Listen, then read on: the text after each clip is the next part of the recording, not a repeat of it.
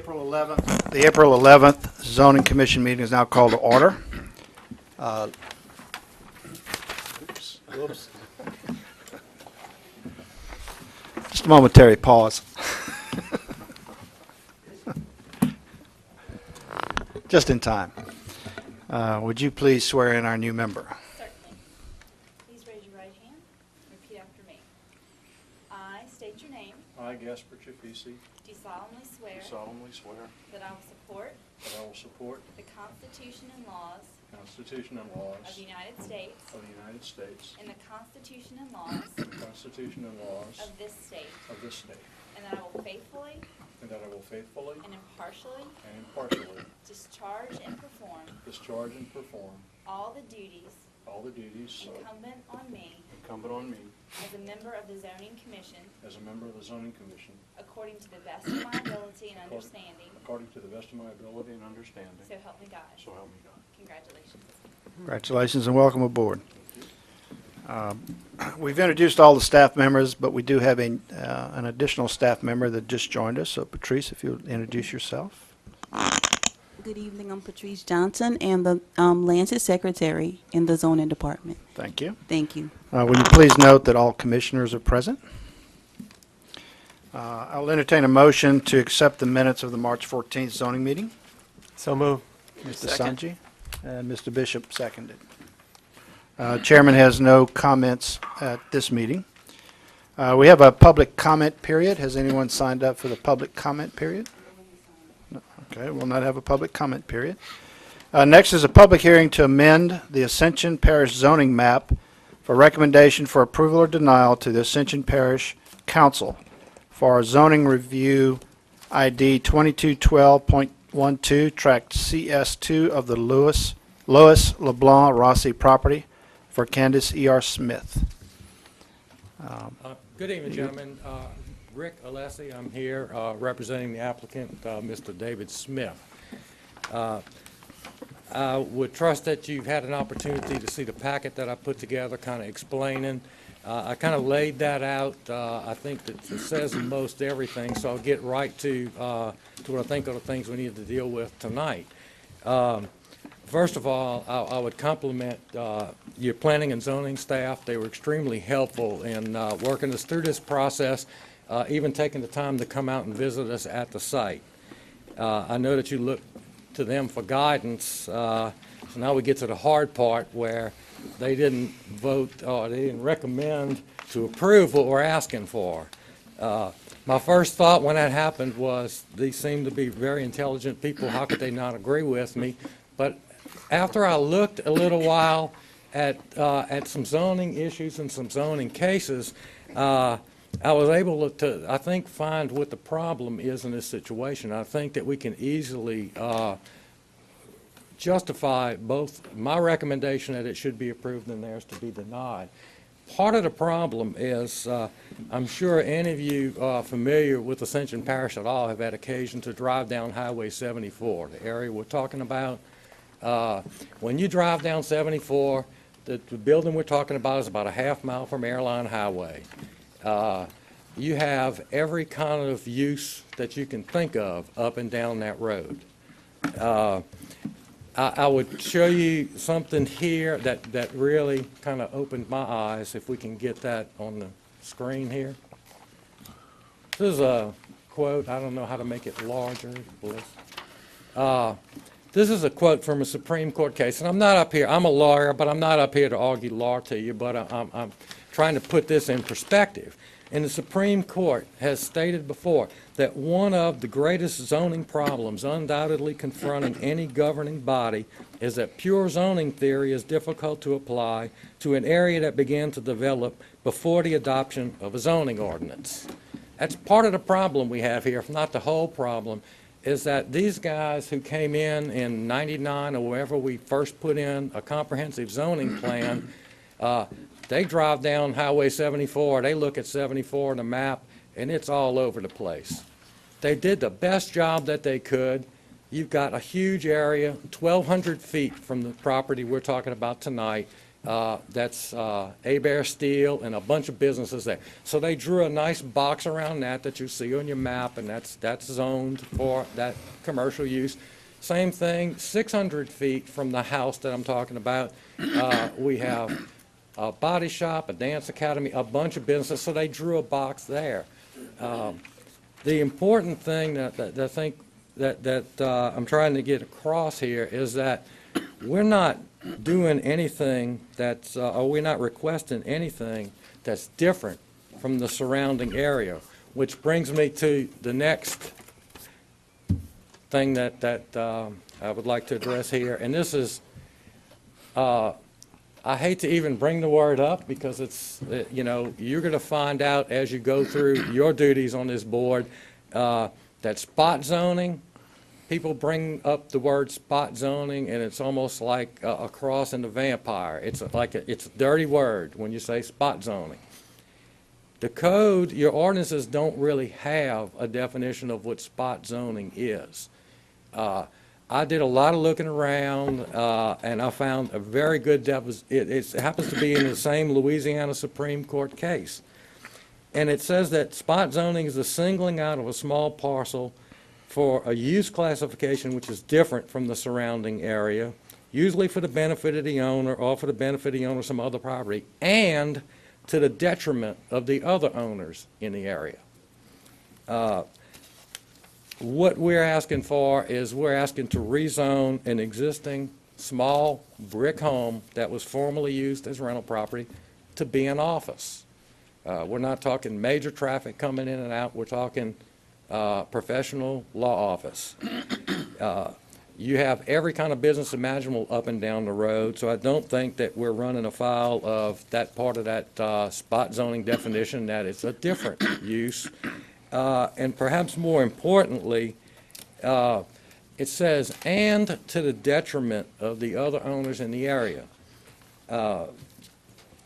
When we made this application, a letter went out to everybody who owns property around this particular piece of property. Mr. Smith, who owns the property, and his wife, they also sent letters out to their neighbors. There's a big, bright yellow sign in the front yard that advertises the date of this hearing. And there's no one here tonight opposing this. So I think that we don't have spot zoning. What we have here is we have an individual who has an existing piece of property that he just wants to use for an office.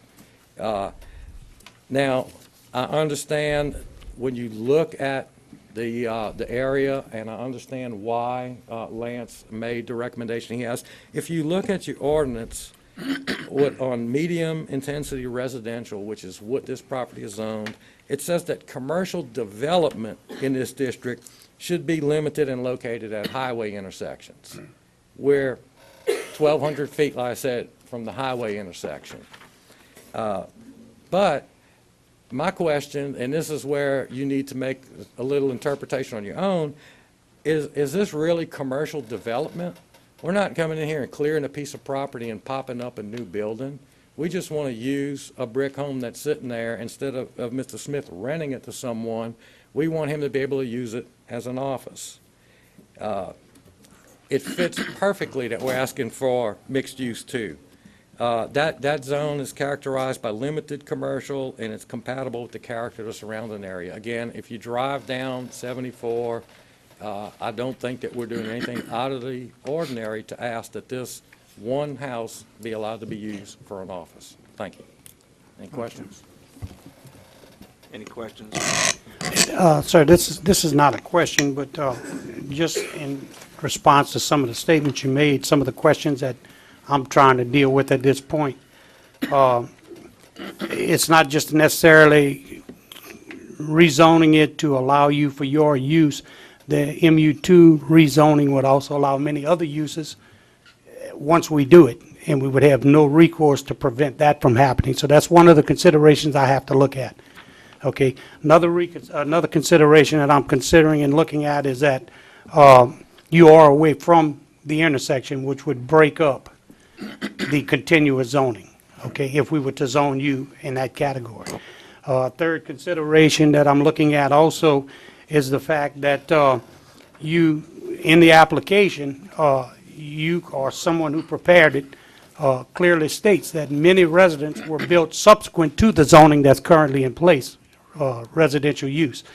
Therefore, once the zoning was put in place, they conformed to it. Now you're asking us to come back and tell those people, we're going to go back on that after it was done. So that's some of the considerations I want you to understand that we're looking at. Okay.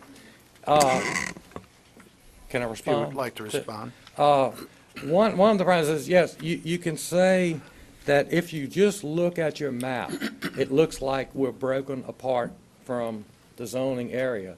But if you've gone down the road and seen what's next to, immediately adjacent to Mr. Smith's property, it's Palmer's Record Yard. I don't know if y'all are familiar with what I'm talking about. For God knows how many years it was a fuel transfer station with buried fuel tanks and a big building, and now it's used as a record yard. That's what's exactly next door to my property that we're talking about here. The problem that I perceive in talking to both Lance and Ricky is that when they look at a map, they only looking at what's zoned. They're not looking at non-conforming uses. Those non-conforming uses up and down the road, there's restaurants, there's convenience stores, there's appliance parts stores, all up and down that road. Those are not zoned, but they were there before the zoning was put in place. So my thought is, when you look to see if we're talking spot zoning, you look at what is compatible with the use and the character of that roadway. And to me, I don't think that means just a box on the map, but really what you see when you drive up and down that road. One of the reasons that I'm glad you brought that up, what I meant to say, because I put that presentation together, is when those people built their homes and when those subdivisions were developed along 74, all of those non-conforming uses that you don't see on your map, like Palmer's and convenience stores and up and down the road, those were all there. So that person didn't drive down the road and say, I'm in a residential area and all I expect there to be is houses. There's plenty businesses along that road, and this is going to be probably the most innocuous one along that stretch of the road. Question. There's a structure right next to the house. It's an old building. If I'm not mistaken, it was an antique store, because I think Yes. my wife spent some money at that Yes. place way back when. What are the plans for that? No plans for that. That lost its non-conforming use. It hasn't been open for many years, and you bring up another point I'm glad you did. What we did is, if you look, all Mr. Smith asked to have done was .84 acres, which takes in just the brick house that's going to be the office. It doesn't include the building that used to be the antique store and all that. You're not opening a can of worms for that. You got less than 1 acre that's an existing brick house that he's asking to be allowed to use as an office. And I think that also goes to your concern over opening the door for many other things.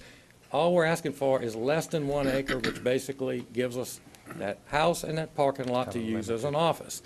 We do have some alternatives and some options, and I'm sure staff will tell you that, to go for something larger. We could go for a spud, and we could probably sail through, spend a bunch of money to do it. And that would involve taking a larger piece of property and raising the issue that it could become something else at some time. We're not talking about development, building, or putting something in. We're just looking to change the use of a single house on that lot. Staff, do you have some comments? Okay. Talk to us then about I'll get to you in just a moment, sir. Talk to us about the issue you raised about spud. Can you do a spud with .4 acres? No, sir. Okay. Spud has to be at least 2 acres. And, sitting and hearing the presentation, I can tell you I don't have a problem with that location, that being a lawyer's office. But 99% of the time, we're not really concerned with what today's guy wants to do. We're worried about down the road what becomes of that piece of property as we move forward through time. And Lance can attest to this. There have been discussions in the past over making all of 74 a commercial corridor. It's essentially a highway. And I'm not going to tell you that if they build an interchange at 74, it doesn't become an entirely commercially zoned corridor. But what I can tell you today is that when the people drew the zoning map, it was envisioned as a primarily residential corridor. There are some existing non-conforming uses along that way. They are nearby to where they're asking for this rezone request, but it's our position that you simply can't pick out that one little bitty spot and give it a commercial designation and avoid the argument of spot zoning. Now, does it call into question whether or not we could use a different zoning category in our code? Something called small office or general office or business or something to that effect? Yeah, I think we probably could use something like that that limits square footages of buildings and gives a parking standard and things like that. We don't have it right now. It's not an option. So when we talked about SPUD, what we said is that's an option that we could most likely support, because what it does is that it conditionally approves that piece of property, and it says this piece of property can and will only ever be an office, maxing out at a certain square footage. Signage we can control when we do a SPUD, lighting, landscaping, access. With a straight rezone, we don't have any of that. Somebody with super deep pockets could see a little piece on 74 and come and offer this guy a crazy amount of money, and we could have a gas station there, or not a gas station in mixed use too, but some other use. I don't want to throw it out there that it's going to be something, because that's not their intention. We know what their intention is. It's to use the house for a lawyer's office. Live behind the house, use the house as an office. And I agree, it's a great idea. It's a great way to use a piece of property that was rental that he wants to use for himself.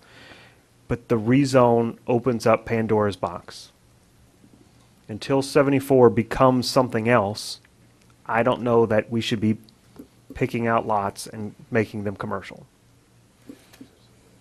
Is there some other process they could go through to get a law office approved at that location? Other than rezoning? There's a home occupation that they could possibly do, but for that to occur, they would have to live in the house and have the home occupation there. We would allow a home occupation, which the lawyer office would allow. But as far as another type of zoning or something like that, no, sir. So there's no other way they could make that happen? No, sir, not without either being a home occupation or rezone the property. I'm sorry. I was just, Mr. Lambert. Yes, sir. Thank you very much, Mr. Chairman and members. Congratulations on your appointment to this board. I know you'll enjoy your tenure, and you're getting a good introduction. I know you've had, how many meetings have y'all had? Number 3. I'm here tonight in support of David and Candy. He's my brother-in-law. He's my wife's brother. I'll just be up front if you don't know that. And I know the area because I own the radio station within about 200 feet of this location that we changed and developed a Courtyard Square subdivision, a gated subdivision. So that area was almost solid commercial nonconformist prior to the time we removed the radio station. Matter of fact, what I had to do to get that property ready to put a subdivision on, I had to have it rezoned back to residential because half of it was commercial. So, when Mr. Alessi talked about spot zoning, and he was quoting to you from a Supreme Court decision that is the final law on that right now. It's happened in Sulphur, Louisiana. I think it was in a case in 1990. You may want to look at it, for future reference. But when I've ridden down that road many, many years, and I know you have. I don't know how many. I don't know all of you, but I think I know who you are right now. But I don't think I've had a chance to meet every single one of you. But I would ask you this, and share this with you. I have a piece of property on Perkins, Old Perkins, and I went through this process, same thing. And I was told the zoning board, I was going to build a law office there. And I'm getting ready to do that because that's what I told them, and that's what I wanted to do. And I went through this same process where people would say, well, you can do anything you want to do. Well, that's right, I guess I could, but that's not what I said.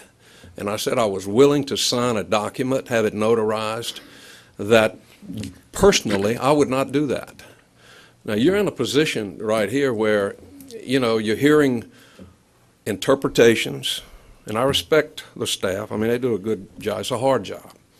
But they're giving you interpretations, and he read to you what the law is.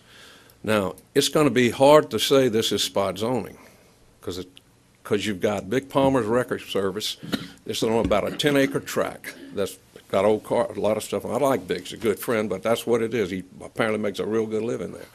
Behind him, you've got a horse farm. That's right on the side of David's house, all the way down one side. And then right across the street, you have a car wash, and one of those old-style car washes, right next to Mr. Coonshake's house, 2 doors down from him. And then a little further down, you have the storage units, if y'all have ridden down there, and you have a body shop, and that's Crossroads Commercial when you get to Coontrap. So it's night, and I can remember when Mr. Rossi had the antique store there, and my wife went there too, and I went there a few times myself, but it was a business at one time, and for good reason, because it was in a little area where there were some other businesses. So this is a state highway. It's not in a subdivision. And I'm suggesting to you that this would be a good opportunity to take a hard look at this sort of thing, because you're probably going to have this come up again. And it's not a, you know, it's a, I mean, Ricky's giving you his interpretation, what he would like to do, what he would like to see, speculated about some things, which I respect. But this man is trying to go into business on a piece of land that his wife's mother inherited, and I think they homesteaded it, the Hanson LeBlanc family, maybe 100 years ago. So they know everybody around there. 3 doors down, there's an in-home beauty parlor. Nobody's ever complained about it. They're good neighbors. Now, David's house, Candy's house, they attempted to rent it, and on 3 occasions there were arrests made there for drug use. Now, what he's doing tonight, coming before you, asking him to brighten up this area. They want to put an office there. They're not going to change anything. They're going to clean it up. They got old wood floors in the house, and they're going to put a sign out front, and just be a rural country lawyer. That's it in a nutshell. So I appreciate the time, and it's a pleasure for me to speak on behalf of David, because he made a decision to go to law school when he was 50 years old, and that's quite an accomplishment. And I respect him very much, and I ask you to look at this. Please look at it very hard. Thank you. Thank you. Gasper. I just wanted to, I pass down 74 at least twice a day. And until I looked at the zoning map, I was surprised that it wasn't MU2. It certainly looks like an appropriate zoning for the whole area.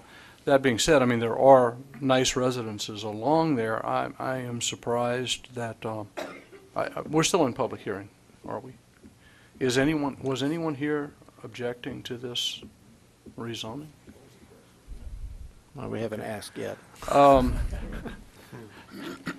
Frankly, I mean, the house right now looks abandoned, and it sort of looks like a blight. I would certainly think it would be better to see someone in the house and it being used as a part. What was your intention to rebuild, to tear that down and rebuild something else? Was it to use it? So it would look like the house that's there now, maybe with some renovations or something. We have some structures in the back that will be demolished in time. All right. If I live further down 74, down across the interstate, but if I lived in that area, I'd rather see it used that way than used as it currently is. But I am sensitive to the fact that it's zoned residential. I'm not sure whether that was appropriate to have it zoned residential. It's a major street, and it's a pretty high-speed street. be a little bit concerned about living on the street, frankly, because you know, getting in and out of that traffic. I know we're not, the term spot zoning's always been something of a no-no. I'm not sure there's, one question I had for staff was, if we were to approve this request, could we put stipulations on it? Because I'm sensitive to the fact that if you zone it MU2, it's open to quite a lot of possibilities in terms of what can be built on the property. Are we not able to put restrictions on what is on that property if we rezone that portion of the property? No, sir, you're not. You're not allowed to put stipulations on the property. Once it's rezoned, any use that's allowed in that district would be allowed in that zoning district. Okay, can the owner himself put stipulations on the property? We couldn't enforce those restrictions that he placed on the property anyway, so. Even if I file it. Could I ask a question, please? Okay. In response to you, he probably could enter into a contract with the landowners around him. I think he could do that. Do you disagree with that, Lance? You disagree? I disagree. But I think he'd be bound to those landowners. I don't think he would be, the zoning laws.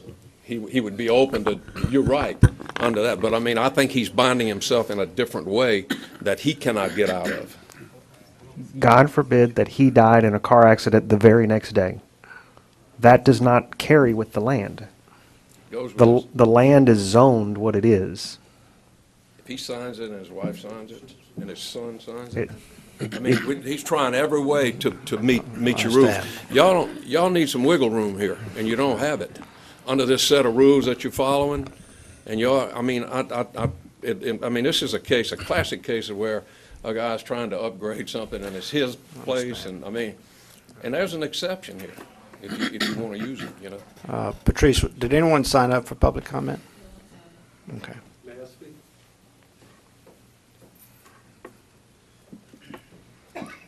I'm David Smith. I'm married to Candace Smith, who owns the property. As Mr. Lambert said, it goes back 100 years in her family. It's on a 5.4 acre tract.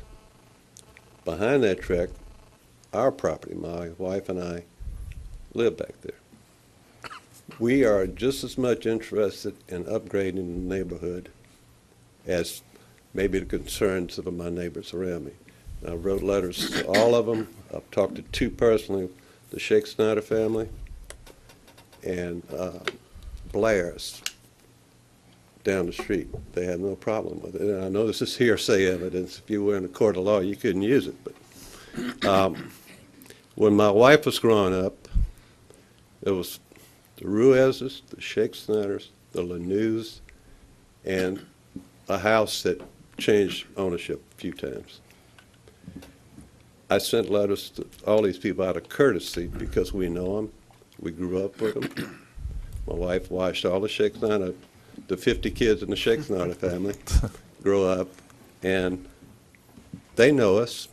They know we're not after trying to pull something over somebody's eyes. I have a choice here. Rent the house to strangers and put strangers in the neighborhood, or put a law office and try to do it right, move in, rezone it. I wish we had a mixed use that it wouldn't be commercial, but it's going to be a house.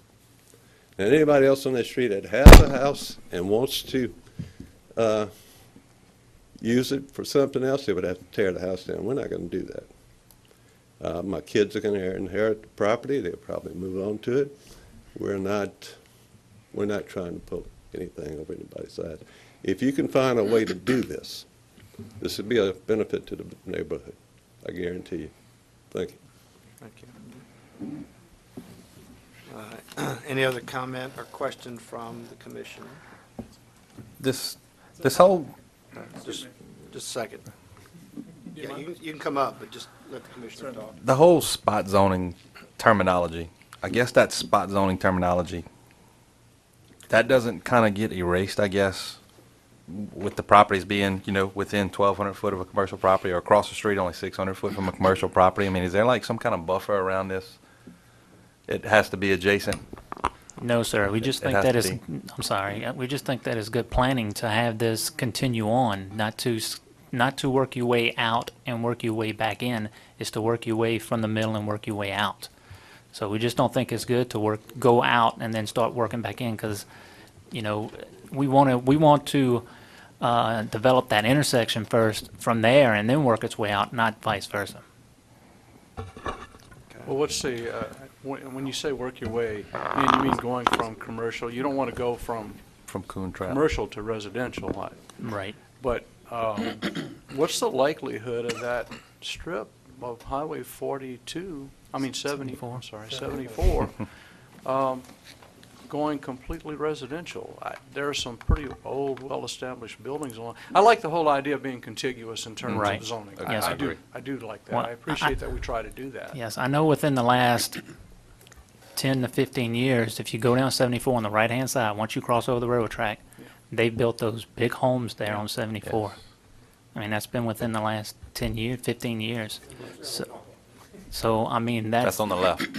on the right-hand side, yeah. Yeah. So, I mean, yeah, as you go, across railroad tracks. So people are building, and there's a subdivision also that off of 74 also that cuts through. So there's still residential in that area. Now, like Ricky stated earlier, I was here whenever we looked at possibly doing something with 74, and we got hung out. I mean, it was like there was no way that they wanted that to occur. And we looked at Coon Trap, we looked at 74, we looked at other areas also, and that was one that as soon as it got to the table, it got taken off. Wait, And I'm I'm- sorry, I'm missing something. As soon as we brought this up into a public, saying that we were looking at other areas, when we were doing the whole parish as a whole, that was some of the areas that we were looking at was 74, and that stretch was looked at that time, and that was probably 2003 or so when we were doing this. And I mean, the first meeting that we got to, we had to take, we took it off because there was so much, people against it occurring. So that's, we tried it, we looked at it, and this is the first request that we had on that road since that's occurred. And the "it" you're referring to is I'm sorry. multiple use? It was, yes, sir. Commercial. Yes, sir, it was, yes. At that time, we didn't have as many districts that we have now. We didn't have mixed use two and those type of things. Now, mixed use two, mixed use two was set up more or less a zone where residences and types of businesses could coexist, where the business itself was not too intrusive on the homes, right? I mean, it's Basically, kind of thing where you can it was have an that- office building next to a house and It it's was- not a Right, not it was a that problem. transition, Right. between residence and commercial. We didn't have that. I mean, it was either crossroad commercial or mixed use, and then it went to Yeah. residential. So we But, put that yeah. mixed use two in there for that transition, and then went through the tables and what uses would be, would be allowed in that Could district. we envision at some point mixed use two all the way down 74? I mean, would that be an improper I zone? don't see it occurring like Highway 44 and those type of things. I just don't. I mean, Highway 44 is like that right now. I It's see mixed use too. Yes, sir. What about from the intersection of Airline Highway to Coon Trap? Possibly. I would say with the homes that are constructed recently within there, I don't see that occurring. I just don't. All right. Sir, you asked to speak. Do you still want to speak? Okay. One last crack at this. Again, yes, they built some nice, big, beautiful homes where Lance is talking about, right there on 74, directly across the street from a big old trailer park and an apartment building. And when those people decided to buy those pieces of property and build those nice, big homes, they passed Palmer's Record Yard, they passed all of the businesses, A-Bears, did everything on it. Those people knew where they were building their houses. Nobody's popped something on these people, and that's gonna hurt these people. Now, and I understand, because Lance brought that before, when you brought up the idea of taking the whole road and making it mixed-use commercial, they, whoever they were, jumped on them and made them take it off the agenda, okay? There's nobody here tonight responding to this. Again, Spot zoning, I grant you, I looked at the cases. Spot zoning, when you're taking something and it's different from something else, it raises a red flag. But you look back again at what the Supreme Court has in Louisiana said, and this is all over the country. This is what spot zoning is. You're allowing someone to use a piece of property that's different from the surrounding area. I submit to you on 74, using a little brick house that's already sitting there as an office is not different from what's going on up and down the road. And more importantly, the definition says, and to the detriment of other owners. You see what happens when somebody comes in and they want to put a subdivision or they want to let somebody in and out of something that property owners think it's affecting their value. They were here tonight in force, and they'll be here every night when that happens. If I'm affecting somebody's property value, I'm affecting their traffic or something, they have the right to come here tonight and voice their opinion. Nobody is here. Everyone was notified, staff notified them, we notified them, the sign notified them. You're not hurting anybody's property value by allowing this man to use an existing structure as an office. It's going to look exactly the same when you drive down the road. It's going to look like a little brick house with some new paint on it. Thank you. Any other comments from commissioners? I have a question. Questions?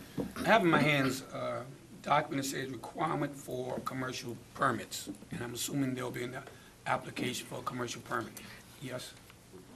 Now, while it appears that quite a bit of this document is reference to possibly new constructions, there are a couple of things, and I guess I'm asking here, and it says that, you're going to be requesting a permit, drainage plan to review this office. Also, DOTD will be contacted if the business opens to a state highway. And there are a few other stipulations there, so my assumption is, while I understand there are quite a few businesses and homes up and down 74, I understand that. My assumption that part of this may be applicable to what you're doing if this is accepted. Is that a reasonable assumption? That's a reason.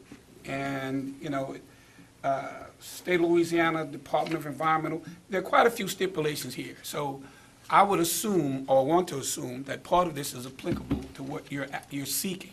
And maybe, certainly, you could have a copy of this document. So at some point, let's assume, if this were accepted, then it at least meets that was applicable to what you're asking. I'd like to have a copy of this. Certainly. But yes, it should be, applied to what it's trying to do.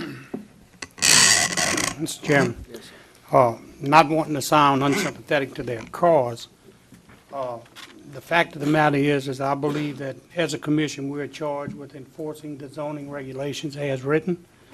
The fact that they brought up concerning the residents that may have built homes across from businesses and such, they were doing so within the guidelines of the set forth restrictions. It was their choice to do so.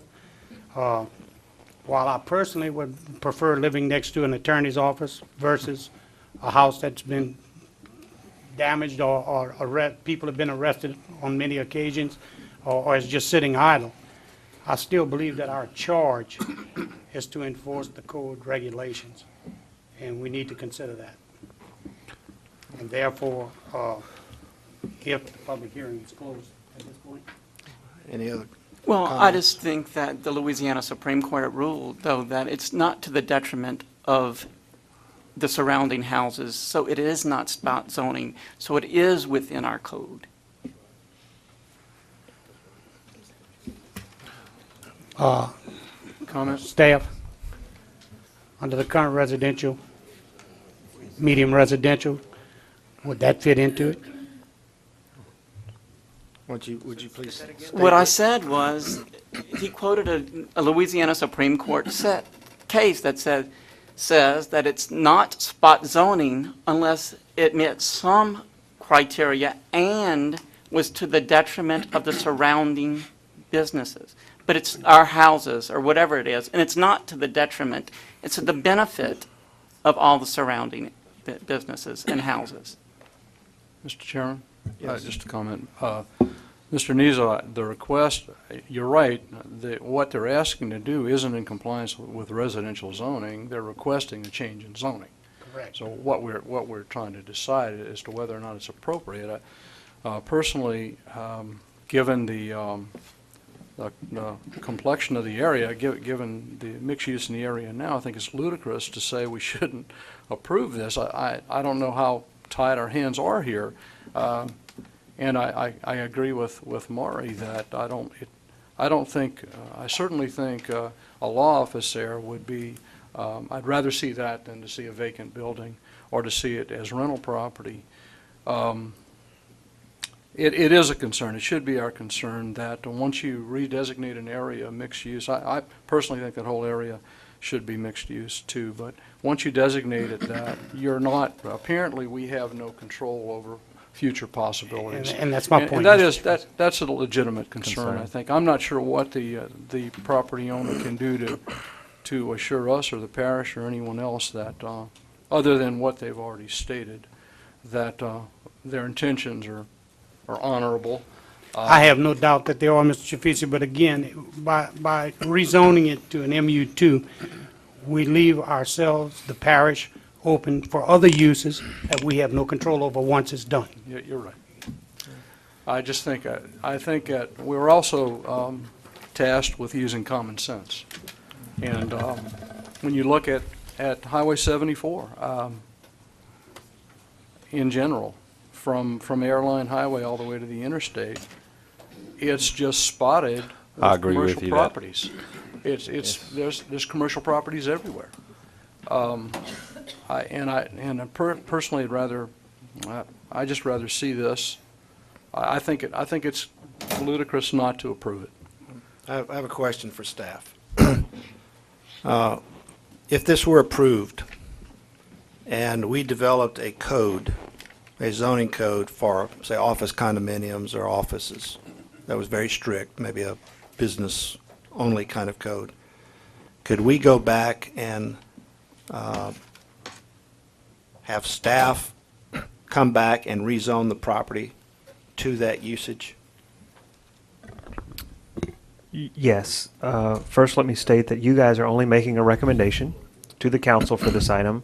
But yes, if a new category was created and enacted and adopted by the council, the staff could do like we're doing tonight, present a staff report, request that we come back for a public hearing, and then if we want to grab that property, if we want to look around the parish and see if any other properties that are non-conforming we want to put in, that's up to our discretion. But yes, that is something we could do.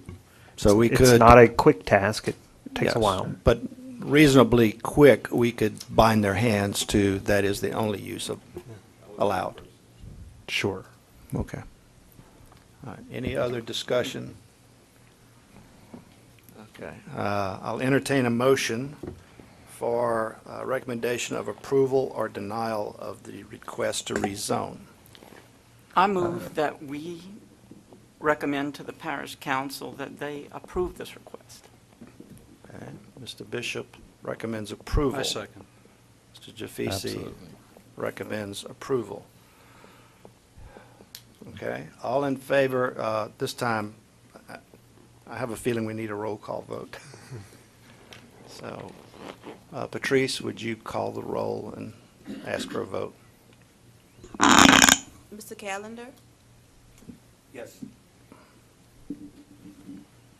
Mr. Ori? Yes. Mr. Nizzo? No. Mr. Sanji? Yes.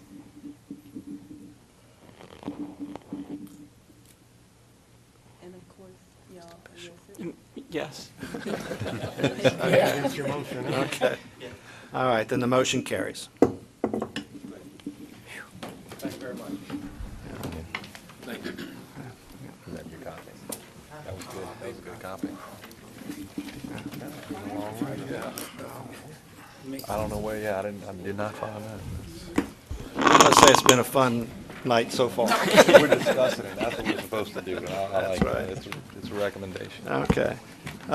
Next is a public hearing to amend the Ascension Parish Development Code zoning tables to recommend or approval or denial for creating a new use, Appendix 1 zoning tables, proposed in the commercial uses section, page 2.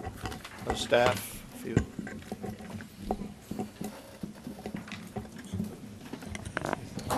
We spoke about this item last month, about adding a use to the zoning table that would allow minor repair and maintenance of personal vehicles to occur in mixed-use 2 zoning.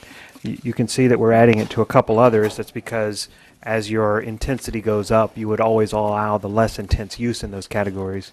So what we're requesting tonight is the public hearing to create this use, which is minor repair and maintenance of personal vehicles, including such services as brake part replacement, minor tune-up, change of oil and filter, repair of flat tire, lubrication, and other similar operations. No activity shall be conducted outside a fully enclosed garage or result in any vehicle being inoperable for a period in excess of 24 hours. We want to allow that use in the following categories: mixed use 1, mixed use 2, crossroads commercial, business park, and transition. Any questions or comments from the commission?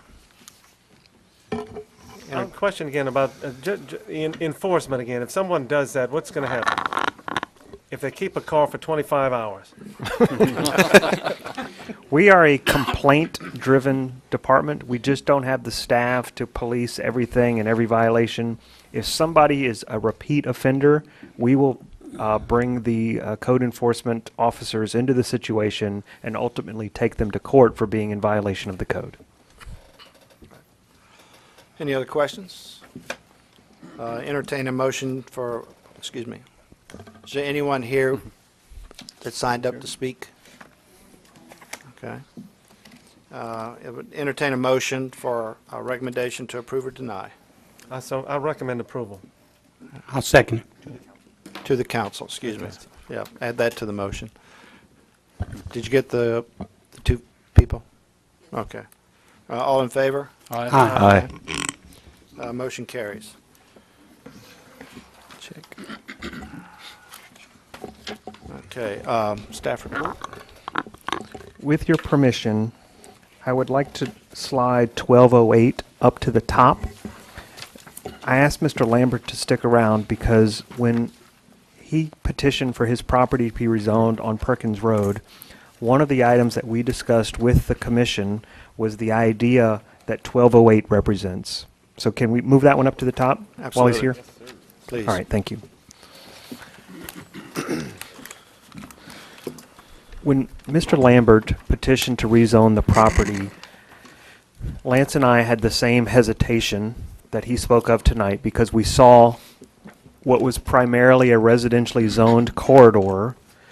He was requesting a mixed-use 2 designation, but in our vision for that area, we said, well, from where he is, there's about 5 or 6 non-conforming uses between that property and the railroad tracks, that if we just grabbed that whole little quadrant of lots and made them all mixed use 2, we'd be making, I think it was 4 businesses into conforming, and we basically have 2 lots that are vacant now that could become a mixed use 2 node. And so by the rezoning of his property, that instigated the process. The other commission got bogged down in a few other things, and we never got back to this. But that's why this is in front of you. We would like to request a public hearing next month.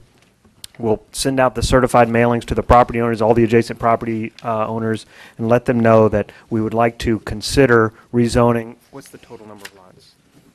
I think it's 6. It might be 8, but we'll have all those details for you. But that little node between Mr. Lambert's property and the railroad tracks, all to mixed use 2, they all front on Perkins Road.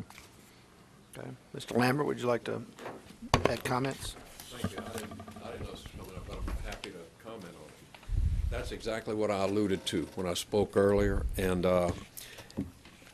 Ricky brought that up that night. He said maybe we should look at, because these businesses are, I mean, they're within 200 feet of one another, and the railroad track, if y'all know Old Perkins, you know there's a little convenience store right there, there's a horse farm right across the street, there's a there's a marble shop, that's a brand-new building, and then my lot was sitting there, and then there behind us, there's a, Garcia Roofing used to operate in that subdivision about 5 lots back, which that just happened for a long, they've moved now, but what he's talking about doing, I think I would be in support of, because I think it's so logical. I mean, and when we had that hearing, the only people that opposed it, very honestly, were the people that lived down that little road behind us, and they had businesses built on residential lots, and of course we went through that, but no one in that whole neighborhood, there might be 10,000 people around there,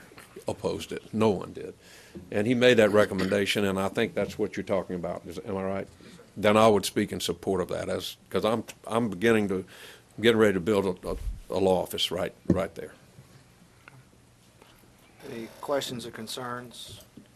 Entertain a motion to have a public hearing next month on this item. So moved. Second? Second. Did you get that? Give us a calendar. Okay. All in favor? Aye. Okay, motion passes. Okay. Thank you. Thank you. All right, I'm going to slide back Thank you all to very much. item 1205. Thank you. Historic site overlay revisions. As I'm sure you may be aware, we had several historic sites come to the commission over the last 12 to 18 months. Through the review of that piece of code, we discovered several things that we needed to address. And so that's what this item is for you to consider. I'm going to just blush over them, because once again, you'll have another month to review this information. If you have any questions, comments, concerns, criticisms, you can get that to us. We're going to request the public hearing next month so we can air all those things if we want to tweak it. But quickly, the first section is creating an exclusion section. So just imagine that you bought a piece of property in Ascension Parish, and on the zoning map, your adjacent property, your neighbor, happened to be a historic site. The way the code is written, if you were going to construct a house on your property, you would have to match the historic character of that historic site on your new house. So we want to exclude single-family detached residential structures from the requirements of the overlay. The second section that's underneath that we talk about inclusion or exclusion gets to the idea that potentially a property owner may not want the benefits or the restrictions that a historic site places on you. We saw this as well in the last 12 to 18 months, where a property owner went through the process of hiring a lawyer. They went to the state went to the federal government. The federal government removed a structure from the National Registry, and then that site was then removed from our zoning map. What we thought was, wouldn't it be simpler if we just provided an opportunity for those property owners to exclude themselves from the overlay? So that's what this section talks about, is how would a property owner do that? And once again, how would a property owner put themselves in the historic overlay? And so we lay that out as well. The next section... If you could have yes, answer sir. a question. Typically, for a historic overlay, is that one piece of property, or is it sometimes more than one adjacent pieces of property? Or would it typically just be one piece of property that is a historic district? Yes, sir. I believe the way it's defined is it's the structure and the property that it sits on, typically. So in Ascension Parish, for example, the Homeless House and the property it sits on is the historic site. Yeah. The Robert Penn Warren House, when they subdivided out that property, they took away 3 acres. That ceased to be historic site, and it became just the property Just the where that house. house sat. Okay. So the property changed. All right, so the overlay is just the piece of property that the building is on. Yes, sir. Okay. The next section talks about uses. And to be honest, when uses were contemplated, you obviously don't think of everything, and it has come to our attention that maybe we need a couple more uses, and I'm not going to tell you that we won't add more in the future, but what we're talking about adding in this iteration is a chapel and a spa that's associated with a hotel, motel, or bed and breakfast. So already a historic site can have a hotel, motel, or bed and breakfast, But if that applicant wanted to put in a health spa that's associated with that facility, today they couldn't do it because it's not in the uses list. So we felt that adding that doesn't detract from the historic site. It actually adds to the benefit and the usability of that site. And same thing with the chapel. We approved Bocage 2 months ago, I believe, and a chapel isn't necessarily an allowed use. It really just, it's a meeting hall where somebody dressed differently is standing up front. So we just felt that a chapel is consistent with historic sites and should be added to that list of uses. The rest of the package is simply the ordinance of and how we would implement that code. So we would be requesting a public hearing next month. Any other discussion?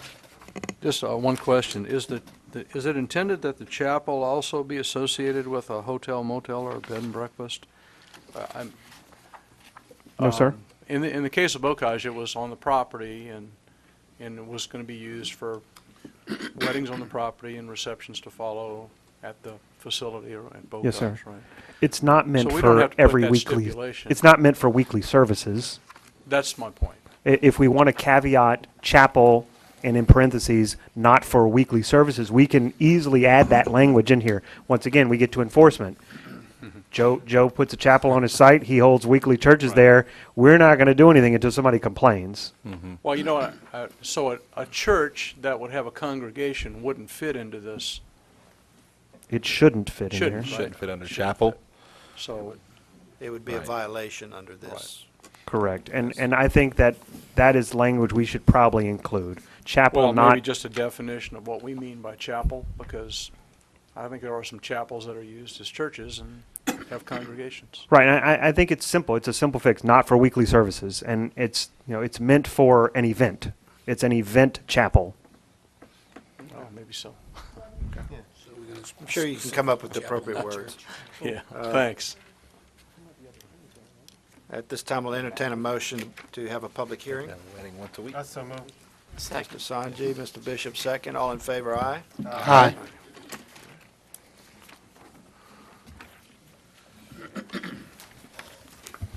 Moving on.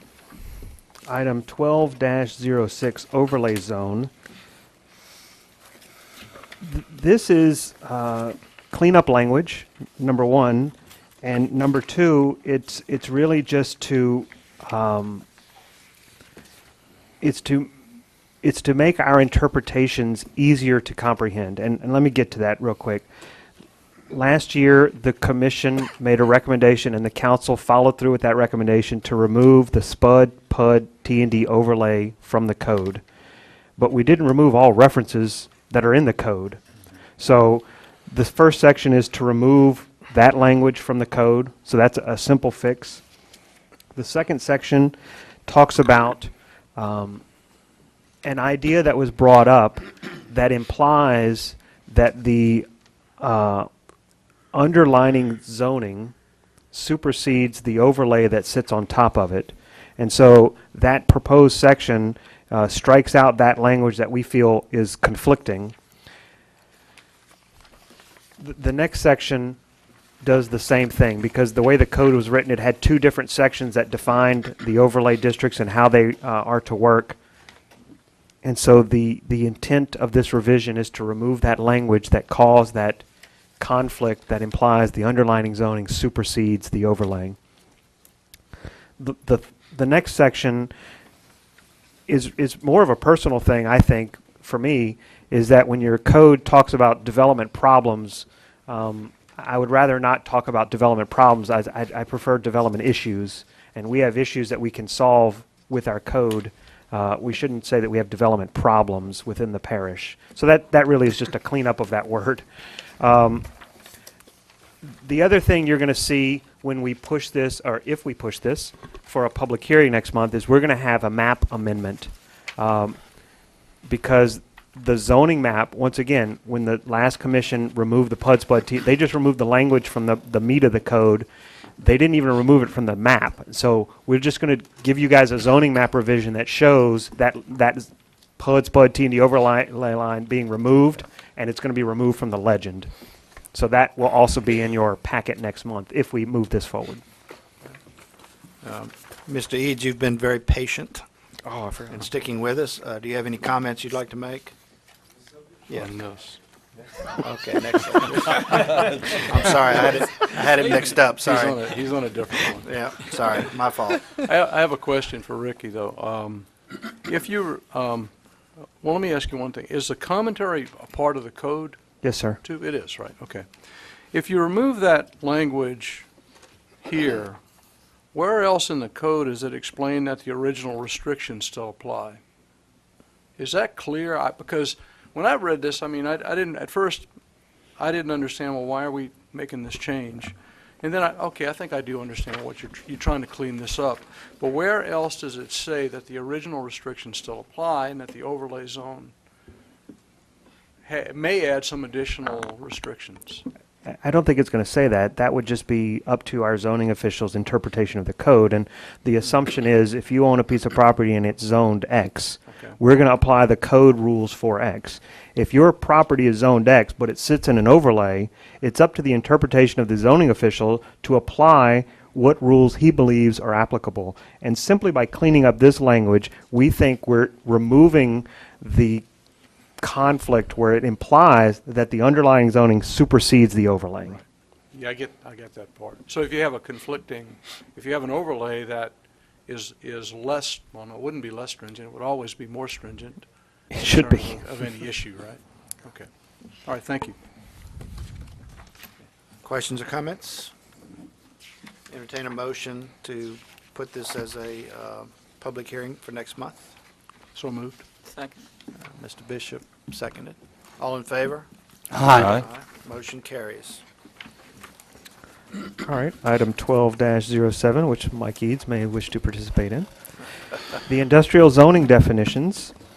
In 2010, with the assistance of the Ascension Economic Development Corporation and after several meetings with many of the existing at the time industrial plant managers in Ascension Parish, new definitions were crafted for 3 new zoning categories. By creating definitions of the different types of industrial development, it was believed that Ascension Parish could be better positioned to attract job growth in this area. What this package attempts to do is simply to rename 3 of our zoning categories and add those definitions into the code. So the first section is where the zoning districts are in the code. It just lists them. And so we're going to rename industry to heavy industry, or heavy industrial. Transition, we're going to rename to medium industrial. And business park, we're going to rename to light industrial. The next section talks about industrial district, and we're going to rename that to heavy industrial and add our new definition in there. Through some discussions I had with one of the commissioners, we believe that we need to add the word at the end of your definition. So if you look at the last line where it says retail sales are not permitted in heavy industrial zones, we want to change that to read limited retail sales are permitted in heavy industrial zones, so that we can afford the plants opportunities that they are already utilizing, where someone can come in, maybe a mom and pop farmer, somebody who can come into CF Industries and buy their fertilizer or do something. It's limited retail sales. We're not going to allow storefronts or anything of that nature. But if you want to go into some of those other things that may happen. Well, it was just, in the discussions, it was basically based on examples. For example, if, say, if we had in the case of Motiva, if a jobber went and purchased gas from Motiva and they wanted to use it in their own station, would that have been considered under no retail or retail sale of them? If a local farmer wants to buy some outdated or off-spec product to use in his own farm and went to one of the fertilizer industries, would that be considered a retail sale? That's why the limited, I thought, would be a good fix instead of no retail sales. Examples such as that. Response? I didn't have a problem with the revision, and once again, that's the point of this exercise, is to sort of say what our first blush was, and his comments were he thought that no retail sales was a bit too restrictive, and I suggested the word limited, and that opens up, once again, the zoning official's interpretation. If somebody complains, hey, you know, Joe opened up a chlorine shop at the front of his plant, we can go and say, hey, you know, that doesn't meet our definition of limited. All right, the next section is the medium industrial section.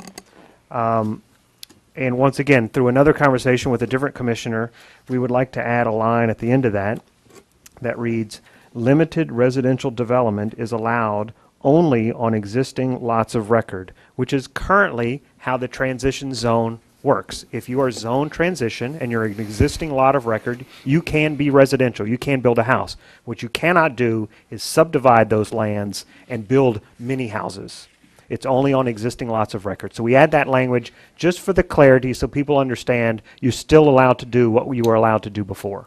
Because that language existed previously in the It still transition. exists in the tables. We're just now sort of duplicating it. Thank you. And then lastly, the light industrial is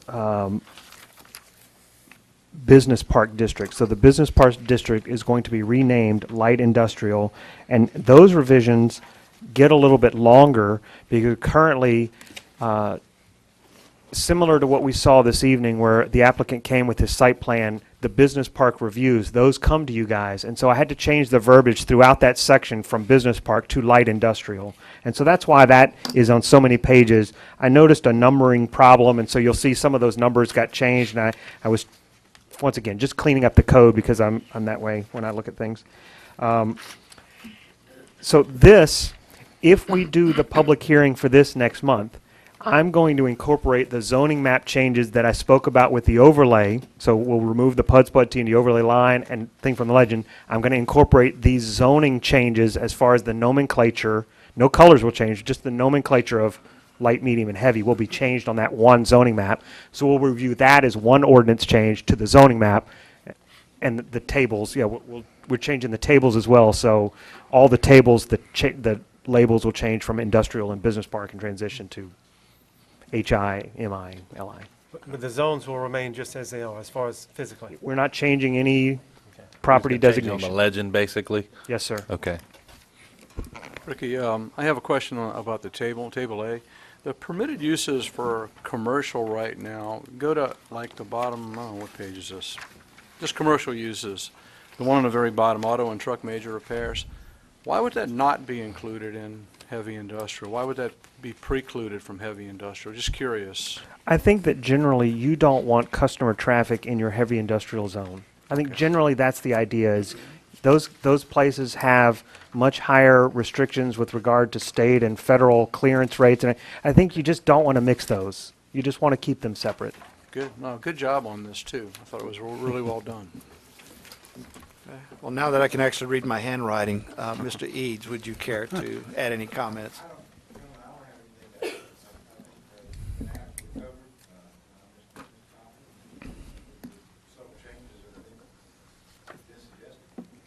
Okay. Well,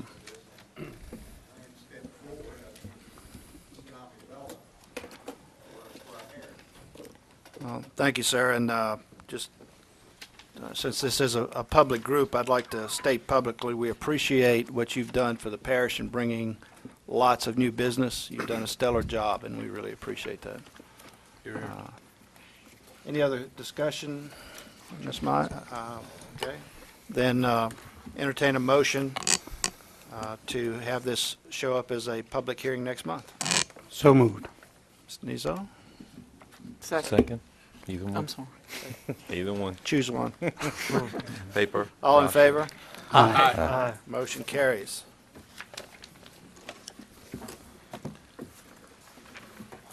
Autumn view. Autumn View. Autumn You're View. up. Autumn View, I'm sorry, I thought you said. Basically, this is, when we revised the map back in August of 2011, certain properties were missed by staff when designating zoning districts, and we believe that this is one of those properties. The purpose proposed is to amend the zoning map from RM to mixed use 2 on those lots 2A, 3B1, and 1B of Autumn View subdivision. The reason why is that we feel in our last revision, the zoning map was amended in this area and was designated incorrectly. Lots 2A and 3A currently have commercial buildings on the property. However, they're currently zoned mixed use RM. And those lots, if y'all are familiar, behind Autumn View, it was a Marlin's Pizza, I believe, that was behind there. And then there's also a beauty, not really salon, but like a they sell beauty products, I guess you could say. That's there. And Lot 1B is zoned RM, and by zoning that one, we feel that it would be closing in that area, like a square, I guess you could say. So that's what we're requesting, and we think that it'll be a cleaner solution if we put those together. And also, like I said, we feel that that was something that was missed, and we feel that we want to bring this forward for a public hearing if y'all want to at the next meeting. Any discussion? Entertain a motion to have this as a public hearing for next month. So moved. Take one as the motion, the other is the second. All in favor, aye? Aye. Before we close, I'd like to ask the staff to add for either the next meeting or the meeting after, under the staff report, would you investigate a possibility of a zoning designation that would have cured what we talked about tonight, a commercial, business only kind of office condominium, something like that? Just start the process and let's talk about that. Yes, sir, we will. Thank you. Yes, thanks. Motion to adjourn. So moved. In a second. All in favor, aye? Aye. Aye. We adjourn.